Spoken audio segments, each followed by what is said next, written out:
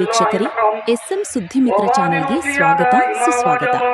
ಬಾಗಲಕೋಟ್ ಜಿಲ್ಲೆ ತೇರದಾಳ ಪಟ್ಟಣದ ಸಂಭ್ರಮದ ಬಕ್ರೀದ್ ಹಬ್ಬ ಆಚರಣೆ. ಇಲ್ಲಿನ ಹಿಡಕಲ್ ರಸ್ತೆಯಲ್ಲಿರುವ ಈದ್ಗಾ ಮೈದಾನದಲ್ಲಿ ಮುಸ್ಲಿಂ ಬಾಂಧವರಿಂದ ಬಕ್ರೀದ್ ಹಬ್ಬದ ನಮಾಜ್ ನಂತರ ಸಾಮೂಹಿಕ ಪ್ರಾರ್ಥನೆ ನಡೆಯಿತು.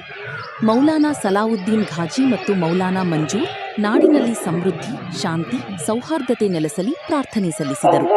ಈ ಸಂದರ್ಭದಲ್ಲಿ ಮುಖಂಡರು ರಂಜಾನ್ ಕೊರಬು, ಫಜಲ್ ಅತರವು, ಫೈಜುಲ್ಲಾ ಇನಾಮದರ್, ಮಾಶೂರ್ ಇನಾಮದರ್, ರಿಯಾಜ್ ನಾಗರ್ಜಿ, ರಿಯಾಜ್ ತಾಂಬೂಲಿ, ಮೌಲಾ ಹಫೀಜ್ ಚಿತ್ರಬಾನ್ಕೋಟಿ, ಇಲಿಯಾಸ್ ಮೋಮಿನ್, ತಯಾಬ್ ಮೂಡಲಗಿ, ಹಬೀಬಿ ಅತ್ತಾರ, ಅನ್ವರ್ ಪಾಠಣ್ ಮತ್ತು ಹಲವರು ಧಾರ್ಮಿಕ ಗುರುಗಳು ಇದ್ದರು. ಪ್ರಾರ್ಥನೆ ನಂತರ ಹಿರಿಯರು, ಮಕ್ಕಳು, ಸ್ಥಳದಲ್ಲಿ ಬಂದೋಬಸ್ತ್ಗಾಗಿ ಬಂದಿದ್ದ ಪೊಲೀಸರಿಗೂ ಶುಭಾಶಯ ಕೋರಿದರು. ಎಲ್ಲರೂ ಸಡಗರದಿಂದ ಪರಸ್ಪರ ಹಬ್ಬದ ಶುಭಾಶಯ ವಿನಿಮಯ ಮಾಡಿಕೊಂಡರು.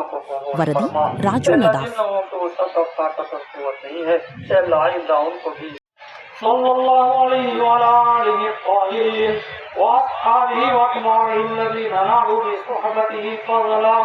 الله أكبر الله أكبر لا إله إلا الله والله أكبر الله أكبر لله الحمد.